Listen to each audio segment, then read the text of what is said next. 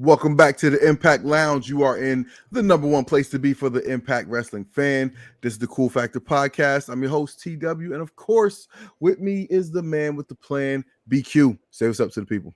Yeah, what up? It is your boy BQ in the place to be. So we did try streaming here a little while ago, and we're having all sorts of problems, but now we seem like we're good, and we're going to talk some Bound for Glory. So we should be good to go going forward, y'all. Yeah. So without any ado at all, we're gonna get right into the card here. But real quick, before we do that, a little ado. If you're watching this, please just take a second and click that like button so everybody knows you like this video. Just click that like button real quick. Go ahead and hit the subscribe button if you're not subscribed to this channel so that you are subscribed, and hit the notification bell so you get notified each and every time we get ready to drop some brand new fire content on this page, even if it's at 12 a.m. on a Sunday night. So let's 12 a.m. East Coast time, probably in the Midwest. It's 11, so it's nice. 11. It's not even late. It's not even late over there. Okay? It's late for me. All right, so Bound for Glory 2022 is in the books, and we're gonna go right down the card here. Let's start from the top of the actual pay-per-view. All right. So the show opened with Mike Bailey taking on Frankie Kazarian for the X Division Championship. And this one was, exciting as always, with Speedball Bailey. But it came down to Bailey throwing himself through the ropes to break a hold that Kazarian had on him. On the way back in the ring, Bailey got caught with a slingshot cutter. Then Kazarian hit the flux capacitor for another close fall.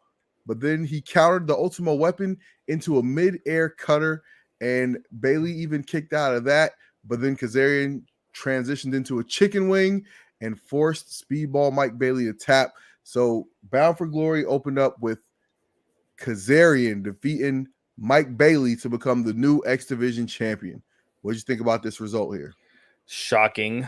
Definitely shocking. But real quick, to sum up the overall Bound for Glory pay-per-view before we kind of get into everything, I felt this was the best pay-per-view of the year and of the in a while. Very easy to consume, and I said this on Twitter. I understand it's a pay-per-view, but if they're able to capture this general look, this general feel, this general presentation on their weekly show, I think they would double viewership in a year. I don't mean it's going to happen the next day, but it looked good. Like it looked like the older TNA. Those, like, right now they post clips on social media and people are like, what happened to TNA? I wouldn't say that watching that last night. Granted, it's a pay-per-view size crowd, but if you can somewhat capture that, I think skies would be a limit, man. Because right now this studio setting they have is depressing and it's dark and fucking sucks.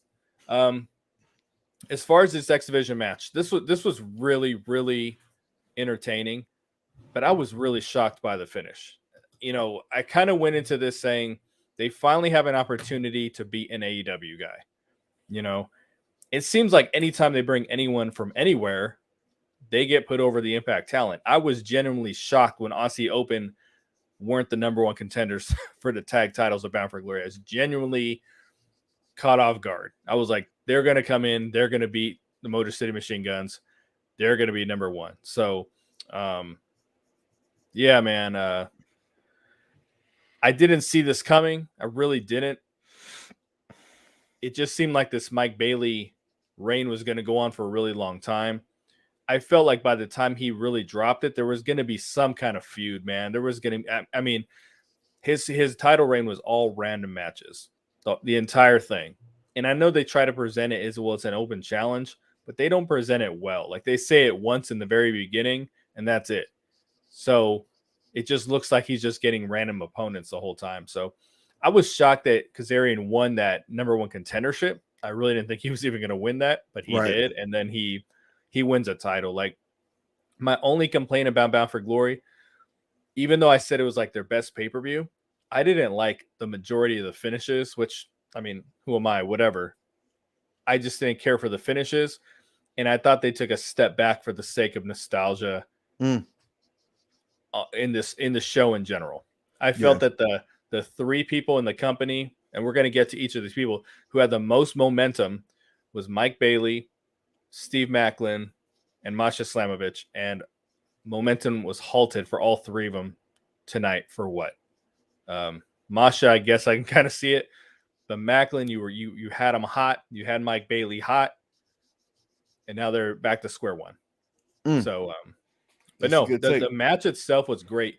And before I let you speak, I commend Impact for not, and then for Scott for not giving us 50 multi-person matches. It wasn't like 6-man tags and 8-man tags and all sorts of, I mean, they just gave us the card that we've been asking for. Like, just give us good cards. I mean, good matches. The storylines were complete doo-doo leading up to this, but I almost forgot about it because I was enjoying the matches so much. And this was a good way to start it. Had a lot of fun with it. Yeah, no, I mean, I agree. I think you kind of said it all right there.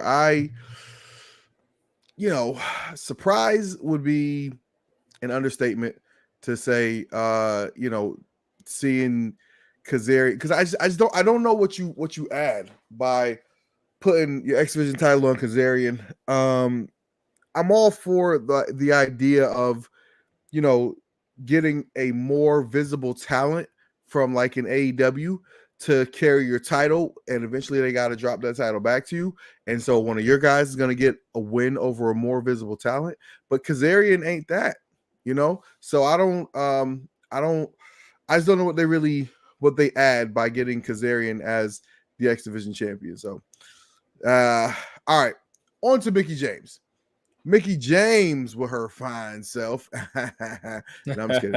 I'm not just kidding, because she is fine, but I don't reduce her greatness to how good she looks. And the fact that she has obviously clearly found the fountain of youth, and she's not telling anybody else where it is.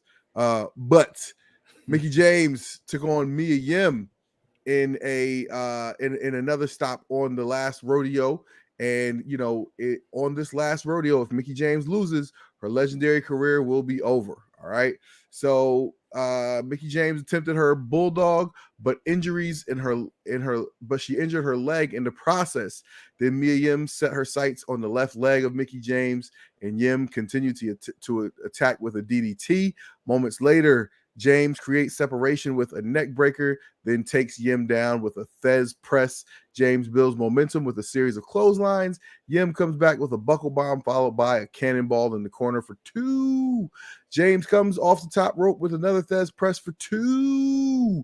Yim counters the Mick kick into a stretch muffler submission.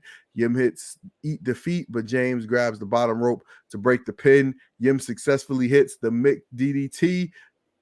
To score the victory. They wrote that wrong, because Mia Yim did not score the victory. Mickie James hit the Mick DDT to score the victory. So after the match, Mickie James and Mia Yim showed each other respect as they embraced in the ring. What did you think of Mickie James' latest stop on the last rodeo in this match right here? So this was really, really good too. And I talk about the build being doo-doo. I mean, what did they do? Sit down on a sofa and like, hey, you want to wrestle Bound for Glory? Okay, cool. They had a nice little history, when Mia Yim had the interview and she showed the old match. I mean, they really could have played into that a lot more than they did. I mean, at least it was part of the storyline, but I feel like they could have played into it a little bit more.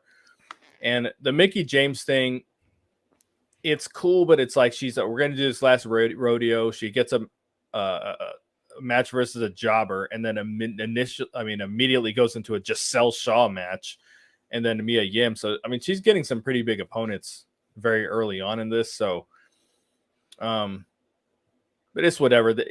There was no doubt in my mind that Mickie James wasn't going to win this match, right? Mia Yim wasn't going to win, but the match was so good. And every time I see a Mia Yim in the ring, I keep saying, man, I cannot believe this is Jade from 4 or 5 years ago. I mean, it just seems like such a different person from top to bottom. The entrance, the promos, the ring work. I mean, granted, this was the Impact Zone in Orlando, but I mean, she was wrestling the crickets before, dude. Right. people saw her as like a potential talent, but I mean, she's killing it. But this was a lot of fun. Mickie James, for such a good wrestler, has these shittiest finishers. Man, that DDT and the bulldog, dude, they look like crap every time. She hit that fucking DDT at the end, and it was like, you know how like John Moxley right now, how he used to do a double arm DDT, and now he's just being lazy and doing a double arm suplex and beating people. Like, that's what this looked like, dude. I mean, she just rolled over. Mia Yim just like gingerly, softly fell on her back, and then gets the pin. So I thought that just looked like crap, dude. I wish she would have a different finisher. She at one point in WWE years ago, I think she had something called like the long kiss goodnight or something, where she like reach him over and kiss him, and then I remember that. Yeah, dude, like that was badass. I would have volunteered for a match with Mickie James. Yeah. I'm like, yeah, give me your finisher.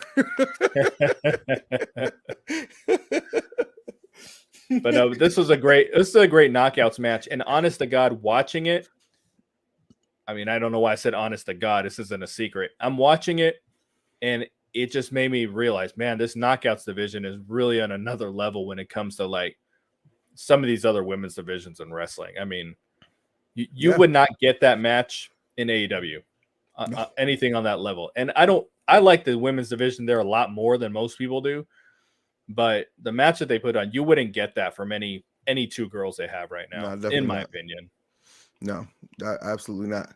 All right. Speaking of Knockouts division being on another level, the Knockouts World Tag Team Champions VXT, Deonna Purrazzo and Chelsea Green, took on the Death Dolls, Taya Valkyrie and Jessica, because she's sick, with Rosemary for the Knockouts World Tag Team Championship. So the newly minted Death Dolls look to regain the Knockouts World Tag Team titles from VXT. Chelsea Green escaped the early assault from Jessica and makes the tag to Purrazzo. Valkyrie gains the advantage with the sliding German suplex known as the Pandemonium. Green and Purrazzo deliver a double big boots to Valkyrie on the apron. Green holds Valkyrie's leg from the outside, allowing Purrazzo to continue the attack. Valkyrie makes the tag to Jessica, but Purrazzo has the referee distracted. Moments later, Valkyrie uses her quickness to successfully tag in Jessica. Jessica hits a double splash. Oh, she splashed both of them for a very close near fall on both opponents. Then Green comes back with a curb stomp, but it's not nearly enough. Valkyrie spears Purrazzo out of the ring. Jessica follows up with a sick driver on Green to score the pinfall victory. So we had new Knockouts Tag Team Champions, the Death Dolls. What did you think about this result? I wasn't happy with the result.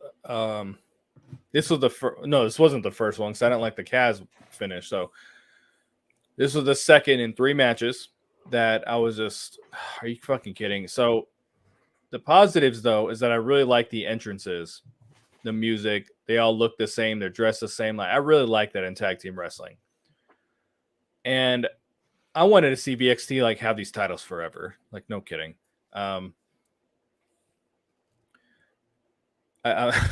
He just said those are fighting words because Impact can't match Serena Deeb or Thunder Rosa.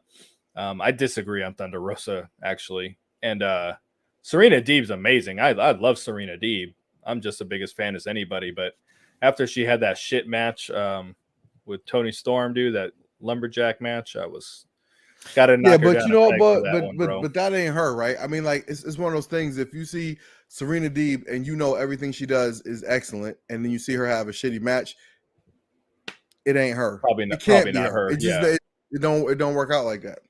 Yeah, but yeah. As far as this, when Taya and Rosemary were the champions, what I keep saying on here is like, get the titles off them, because they're a comedy team, and it's not like bad comedy. It's not something that I'm like, this isn't funny or this isn't entertaining. I've been saying like I'm entertained with the Jessica stuff, and I like the 3 of them. I think Rosemary's fallen a long way.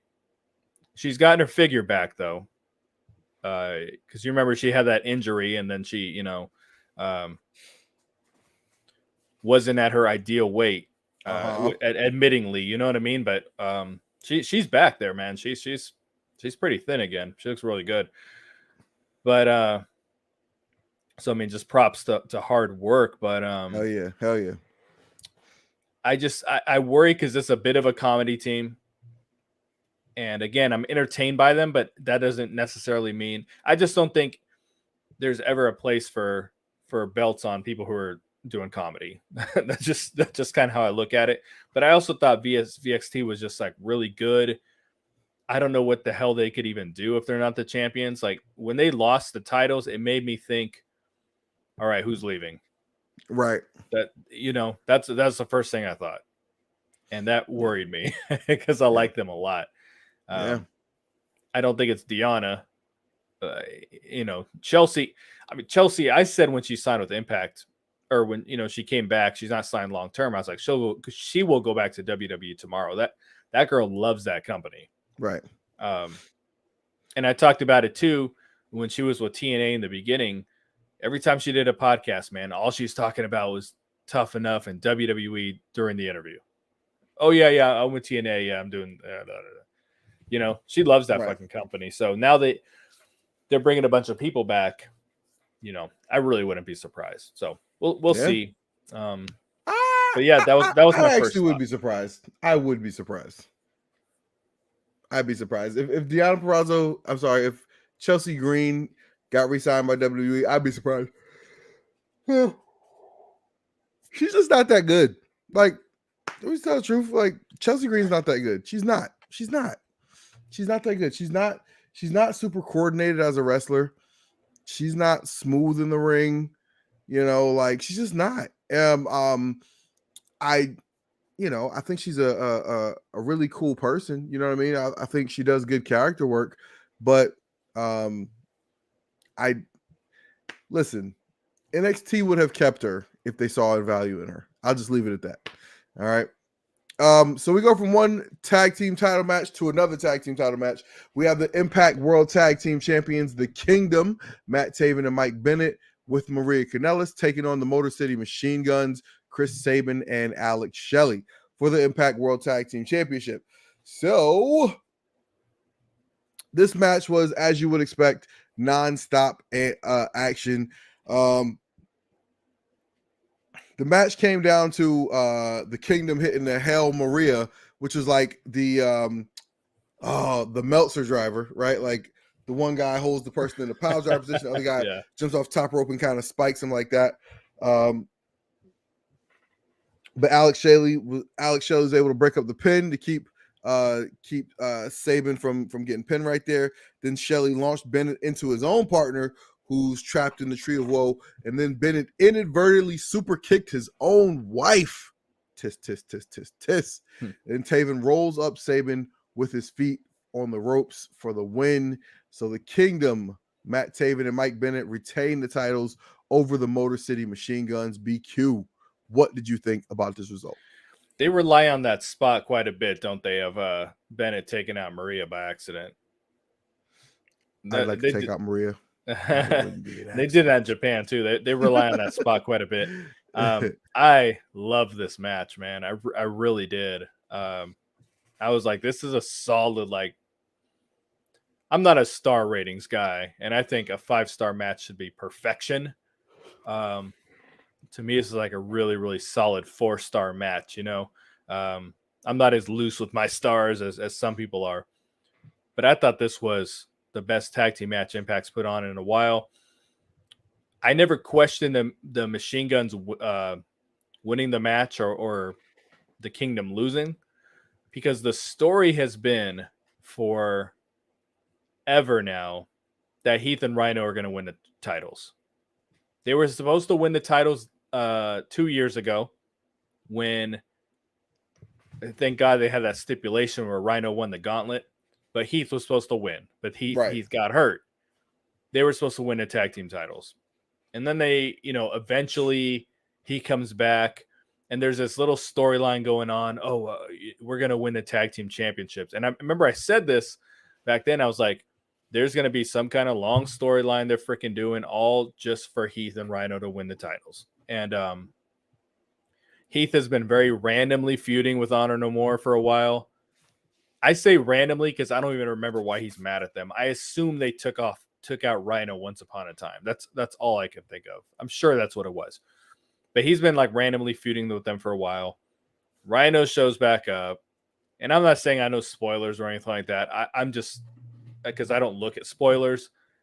These motherfuckers are probably going to take the titles off these guys. That's the story. It's some call it long-term story. Like, I guess it is. It's not one I care for. But I noticed a lot. Scott does this and Tony Khan does this. Really, only Vince McMahon's the only one. Like, Vince McMahon will change his mind and say sorry. Scott D'Amore and then Tony Khan, they both do this. Like, hey, we had you pinned to win the championship.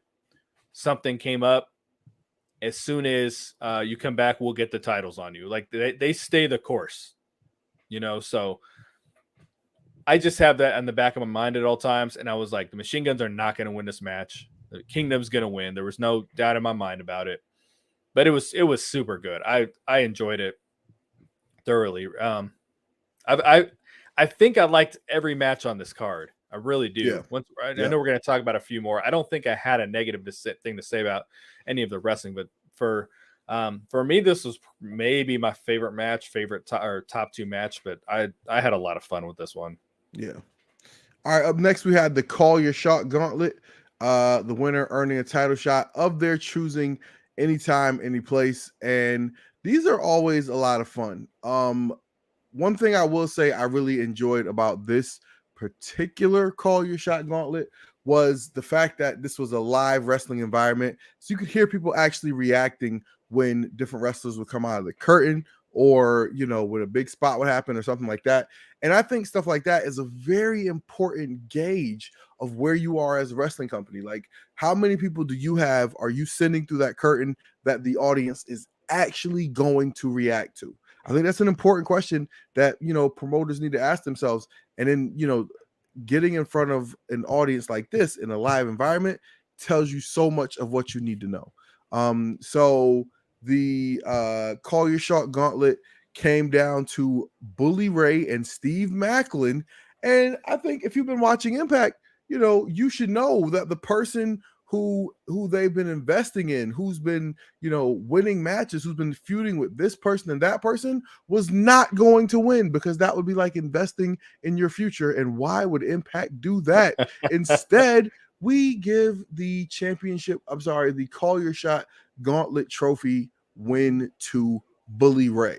Do you know who I am? Okay. Bully Ray, he wins the Call Your Shot Gauntlet. And BQ, what did you think about this? So as far as this comment that just popped up on a screen, I want to see a knockout win. I think the knockout's going to win next year. I've been thinking that for a while. I think one is going to win next year. As far as this was by far the best Call Your Shot Gauntlet they have done. The first 2 years, the guy who drew number one won. Last year's was pretty good too. But, we get Swoggle's been in a couple of them. We got the Demon last year. The wrestling was kind of suspect. It's always been a little suspect for this, because they're trying to integrate how do we make the women and men work together. Right. And sometimes they do a good job of it, and sometimes they don't. And there's been a lot of, this isn't the Royal Rumble. There's 20 people in this. There's not 30. So I just don't think there's time for joke characters, for midgets, for, I think Alicia Edwards came in last year and was eliminated within 5 seconds. Like, why put them in the match? It's okay with the Royal Rumble I remember as a kid watching Bushwhacker Luke come down, doing his freaking thing, steps in the ring, gets clotheslined, and then just lands on his feet and starts doing this leaping. That's funny every once in a while, you know what I mean? But I just don't think it was like particularly booked well. It's always been the opener.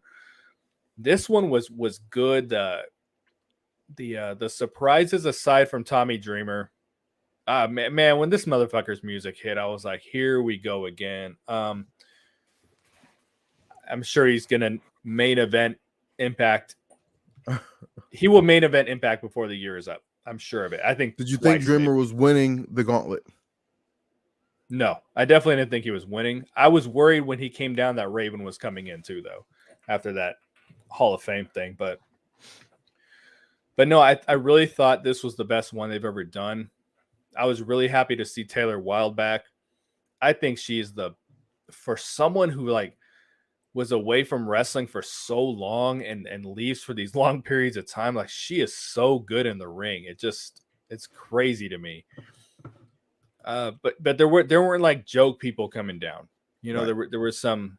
They had a lot of surprise, and I mean they had like 5 slots that they didn't announce. So I was like, dude, Yeah. we're guaranteed to get, you know, Mascaria Sagrada or something like that, the midget from Lucha Underground. I was like, we're gonna get some bullshit, and we didn't.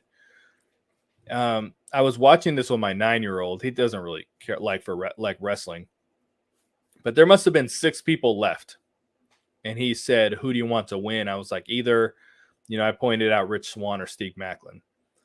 He's like, I want the guy with the gray shirt to win. And he's talking about Bully Ray, and I'm thinking, oh, son, in the back of my head, you know, he's probably not going to win.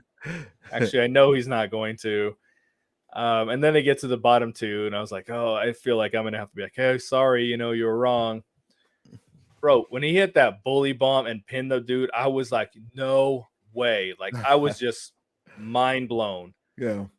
And the way I look at it, dude, for some reason they think there's money in this. But if you look at WWE or AEW and Bully Ray showed up on their program tomorrow and he had a title shot, and these are the big companies with millions of people who watch them, would the majority of those fans say, I want to see that match? I don't think so. So why would a smaller company invest in, let's have Bully Ray beat one of our young guys who was hot at the moment? What eyeballs do they think that's bringing in? Right. That's my question. Like, if the biggest companies wouldn't do it, they wouldn't put Bully Ray wrestling for the world title. Yeah. Why? Yeah, no, I also don't get the move of the Bully Ray. I don't get it. I really don't get it. I'm not sure what he brings to the table. I don't mind him wrestling for the title. Let me rephrase this, because I've had to say this on Twitter and on Facebook. I don't mind him wrestling for the title. If on an episode of Impact, Bully Ray puts out a challenge or something like that, that's fine. You know, these monthly specials, they've had bullshit challengers left and right. Brian Myers for the world title, and, you know, all sorts of dudes that it's whatever. They're the monthly specials. Cool. But don't have him win the gauntlet. He didn't need to win the gauntlet to get this title shot. If they want to give him a title shot, awesome. Right. But not to win this staple match that you're trying to get the fans to invest in from year to year. It's like, this is our Rumble. This is our, you know, the guy who wins this has always won a title. And now this guy wins, and now it's like, oh crap, you know? Is it because we need someone to lose? We need someone to win this match and lose? You know, maybe, but I don't know. And anyone who's like, oh, I'm so glad he won, and that's fine. If some people are glad he won, that's fine. I just think that's who Impact's trying to reach. Yeah. Those people already watched the show. So that's just the way I look at it. If one of the bigger companies isn't going to put him in a main event for what, because that's not going to bring extra eyeballs, like, what makes them think if Bully Ray wrestles for a title, people are going to check it out? You know. But who knows? Who can explain the logic? I don't know. All right. We had the Knockouts World Champion Jordan Grace taking on Masha Slamovich for the Impact Knockouts World Championship. So 2 of the most intense, unrelenting knockouts of all time collide as the undefeated Masha Slamovich challenges Jordan Grace for the Knockouts World title. The bell rings and the fight is on. Both competitors charge towards the ring and start unleashing a flurry of punches. This match was very interesting because I felt like there was a lot of spots in the match. Excuse me. I almost choked to death on a minute. I felt like there was a lot of spots in the match where Jordan Grace had to slow down to kind of let Masha catch up. You know, Jordan's has gotten herself in such phenomenal shape, and Masha is not quite, in the same kind of shape as Jordan Grace is. So I was curious, what kind of match we were going to see here. There was some parts where it was slowing down a little bit, but ultimately, Masha hit Jordan with an air raid crash, followed by the snowplow, but Jordan Grace's foot was right under the bottom rope to break the pin. Then Grace gave her a Grace driver off the top rope to win the match and end Masha's undefeated streak.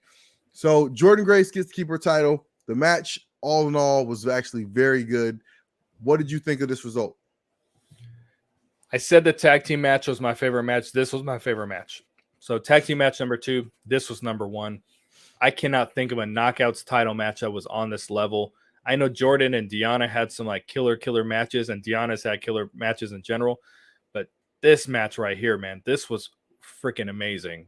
The result wasn't what I would have preferred. I actually thought I wanted Masha to win. The problem is she's already kind of beat everybody. So that's where the problem lies. So, well, she's 16-0 this year. So she's pretty much beat every knockout on the roster. I don't know if she's a babyface or a heel. I don't know because she wrestles everybody. I think she's a heel. I thought this should have been the main event of the show. There was no doubt in my mind. I thought this was the one match that was built very, very well. I was really excited for it. And I still think it should have been the main event, even though the main event was very good as well. But I thought this was the best match on the card. Yeah, no, it was very good. But no, you gonna say? Yeah. So the only way I look at it is who, if Masha won, who's she gonna wrestle? I was hoping she was gonna win, and then wrestle Mickie James ultimately. Either Mickie wins her title, which is how Impact would do it, or the way they should have done it was have Masha end her career. Right. So that's what I was kind of hoping for. Jordan is a really, really good champion, but it's like, well, what does she do after this? Clearly, They just see, excuse me, clearly they see Jordan versus Mickie James happening down the road, and they've already teased it on TV. And usually when they tease something, there's truth to it. Just like when Heath teased winning the titles with Rhino, like it's gonna happen. They don't just say that kind of shit to not do it. Right. So clearly that's where they're going with it. They want to do either Mickey's going to take it off her, or they're going to, make Jordan an even bigger star, hopefully. But the way that Bound for Glory was booked, I would assume Mickie James is going to win the title. Right. That's, if you just look at the way they did this show, they're not really let's have the newer guy beat the older guy to advance themselves in the company type of people. So Impact gets down. What? It's just not how they get down. So right. we'll see what ultimately happens. But that's clearly what they want to do. I just don't want to see them get this Masha versus Killer Kelly thing going too quickly, because I think they're gonna do that eventually. I made this comparison several months ago. In the early NXT days, Baron Corbin was extremely over. He's not like Baron Corbin now. Extremely over. Used to win his matches in seconds, and part of the gimmick was the fans would count down. They would just count when the bell rang. Do you remember that? So they would count up 15, 16, how many seconds is this guy going to win in? Right. And then Bull James, I gotta forget what the hell his name was in NXT. Very similar wrestler, squashing people, not as quickly, but he was squashing them. And eventually, these two had a match against each other because they were so similar in the way they were being presented, much like these two. But once one of them won, when Baron Corbin beat him, they couldn't rehabilitate the other dude. Right. They just couldn't. I think he ended up becoming a comedy character after being a steamroll people type of heel. So I just don't want this. I don't want them to go into Masha versus Killer Kelly too quickly. Right. I think that's where they're gonna probably go with it. But I don't know. The match though was so good. The finish, the only thing that didn't make me hate it with Masha losing was the finish was badass. Mm-hmm. You know, Yeah, that's no, how you should beat her. I definitely came away just being like, man, they totally earned my respect and the respect of anybody who was watching them during that match. That match was phenomenal. So they deserve all the credit for that. And Michael Spike says, talk about Brian Myers. He's the best digital champion ever. I didn't watch that match. I still have to watch it. I just didn't watch the pre-show. I didn't watch it live because I didn't have the reception. But I know Dirty Dango. I also missed the Brian Myers match. And there's a reason why, because he's not doing anything good. We were not compelled to watch that match that was on free YouTube. So I will not be talking about Brian Myers right now. It was a joke match for a joke championship. I like Brian Myers. I love Brian Myers, but and I have Dirty Dango. I seen him at NWA, but people just need to calm their expectations when there's an open challenge for the digital media championship. Right. It's a joke championship. Like, you're not going to get. I saw people, oh, I bet it's this guy and this guy. No, this is exactly the kind of wrestler that, it was going to be. Right. You ready to get into this main event? Yeah, man. So this main event was intense. Josh Alexander versus Eddie Edwards for the Impact World Championship. Now, I had been saying that for weeks. They've been showing us on TV that Eddie can get a pin over Josh. And so I kind of expected it to happen. I kind of expected Eddie to win the title and go over. But Josh ends up retaining, and they did it in a way where they kind of they had the Honor No More run interference and just all these things. But you didn't notice it. You really didn't notice it. By the time they got to the match, Josh wins with the C4 spike and all is right in the world. But again, you always got to ask, like, what's next? Where does Josh go from here? What can they do to make Josh Alexander interesting to not only us, but also the masses as whole? I don't know, man. That's what every time he beats someone, I'm always thinking the same, like, what the hell's next? I thought this, as I said, I thought the knockout should have main evented this thing. I thought this feud was very, very fake. I thought the heat was very, very fake.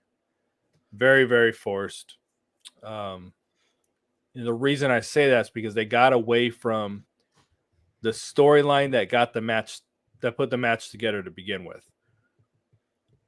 Months ago, Eddie was talking about, I didn't get this opportunity to wrestle Kenny Omega, blah, blah, blah, blah, blah. That laid the foundation for a really good story, and they got away from it. Like, he hated Josh Alexander to the point that it caused problems with his marriage at home, and he was so committed to being anti-Impact and I'm Honor No More, and then the feud starts, and he's trying to recruit Josh and sitting next to him on a sofa, and they're not fighting. They're just talking. And Eddie would come down, cut these promos like, Josh. And it just wasn't believable to me, man. Like, it really wasn't. I wanted Eddie Edwards to win this match so badly. I really wanted him to win. I thought they kind of dropped the ball. I shouldn't say they dropped the ball, but it's like this whole feud is going on. Not even the feud, but Eddie Edwards having this big heel run. And at the last minute, Alicia's like, they finally put her in the storyline, and she's like, it's either me or Honor No More, or whatever the hell she said. Yeah. I mean, I was thinking, oh, they're keeping Alicia out of this because she's going to screw Josh Alexander over. She was sitting next to Josh's wife. I thought it was going to be like when Josh was sitting next to Angelina Love years ago. I was thinking that too. I was definitely thinking that. I really thought it was going that direction. But it turned out the wives were just sitting ringside. That's all it freaking was. They had nothing to do with the match whatsoever. Also, Eddie and Alicia appear to have one child who appears to be black. I have questions. So they adopted. That's why. I don't remember the story exactly. They either adopted or they, like, my youngest son, I'm his legal guardian. So people see us together. He's blonde and has blue eyes, and they're a little confused. I've raised him since he was 2, though, so he's my son. I'm his dad, but on paper, I'm his legal guardian. So either they're like legal guardians or it was an adoption. It was something along those lines. But Right. I think they've raised the child since a very young age. But yeah, they were just sitting ringside, and it's like I was already booking in my head. I was like, "Yo, Alicia's gonna screw him over," and people don't know Josh's wife is a wrestler, so Yeah. I was like, they can get away with some kind of mixed tag. You know, I was already planning all this in my head, and you know, Honor No More showed up at the end. It was a little TNA overbooking, but as you said, it didn't really like. It worked. The good thing about the way that the hard camera wasn't on the entrance like it always is. When Honor No More came down and they pulled Josh out of the ring, we didn't know it was coming. I had a feeling because the ref looked like he was positioning himself out of the ring, his leg out of the ring. But the way the camera is before, we can see people running down. So there's no shock factor to it whatsoever. But they really laid this match out very, very good. There was no doubt in my mind this wasn't going to be a good wrestling match. I mean, I knew for sure it was just the feud in general didn't inspire me. And I don't know what's next for either of them. You know, the Bully Ray stuff at the end, I knew Bully Ray was not going to cash in. I knew he was going to turn on those guys. Like, I could see that from a mile away. I don't care, dude. I mean, the end of the show was like, get Bully Ray out of there, man. What is this? Yeah, it's tough because, you know, like, regardless of what you want to say, like the build going forward is around Bully Ray, and this is not a good look for Impact. Like, I don't want to say anything, you know, mean about Bully Ray, but I just don't think it's a good draw. You know what I mean? Like, I don't know. I don't think that makes Impact hotter by having Bully Ray. Yeah, I don't think so either. I really don't. He's been part of NWA here for a little bit, and he's not moved the needle for them at all. You know. I got a question for everybody in the chat.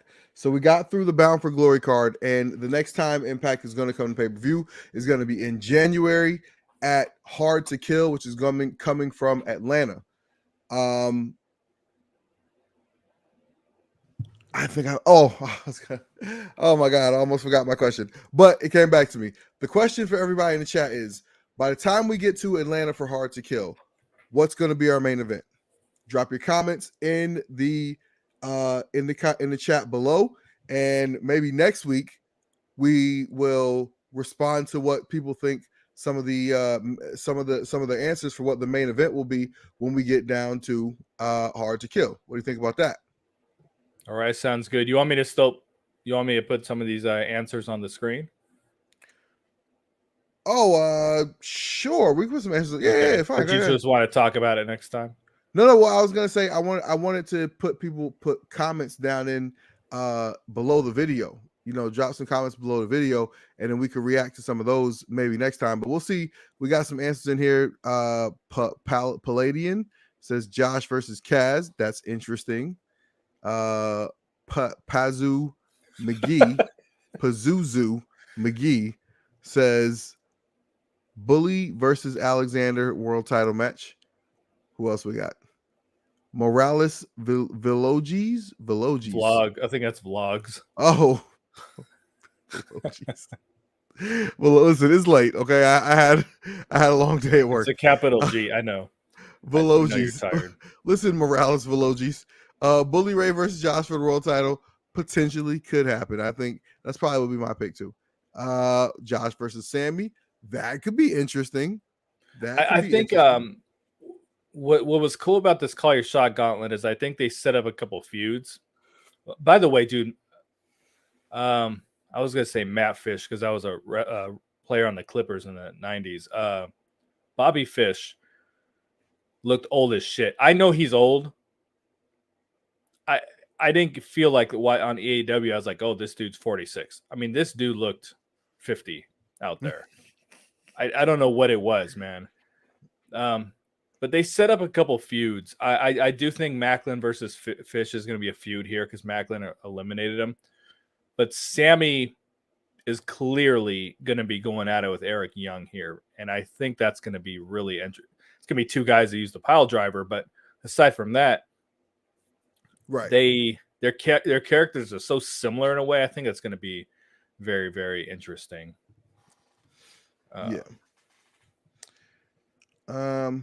Let's see. Josh Alexander versus Masha versus Bully Ray to main event Hard to Kill. That would be interesting.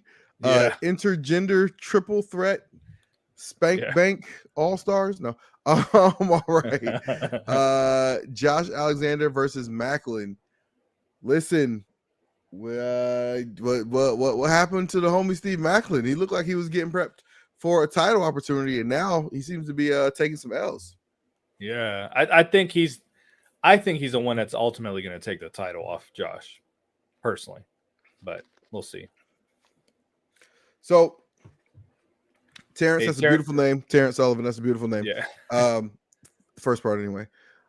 Mickie versus Jordan for the Knockouts World title. I think if you ask me, gun to my head, what will be at least one of the main events, I think Mickie versus Jordan for the Knockouts World title will be one. And I do think that Bully Ray versus Josh Alexander is going to be the other one. So I kind of think that's where we're headed. Yeah. Oh man. You want to take a couple more? All right. I think that's all we got for for that. All right. So listen, keep the comments coming down in the chat. Drop your comments below the video. We'll do a mailbag soon where we just answer a bunch of questions for you guys. Thank you guys for staying up late with us. It's pretty late over here, and but you see the dedication to bring you guys this here content. We hope you guys enjoyed it, and we will be talking to you guys soon. BQ, tell the people where they can find you out here on social media. You can find your boy Negative BQ at BQ Speaks on Twitter. And also you can find me at TW Talking About, as you can see right here. Okay, TW Talking About right there. You can see me at TW Talking About on Twitter. You can also follow my podcast page at Talking About Pod. Tweet me, I tweet back. You can follow my YouTube channel. Also at Talking About Pod. Listen to the content I got up over there. Got some more new content coming for you guys very soon. But as always, if you guys want to help the show, the best thing you can do is tell a friend to tell a friend. Let's bring more people into the show. For BQ, I'm TW. Peace.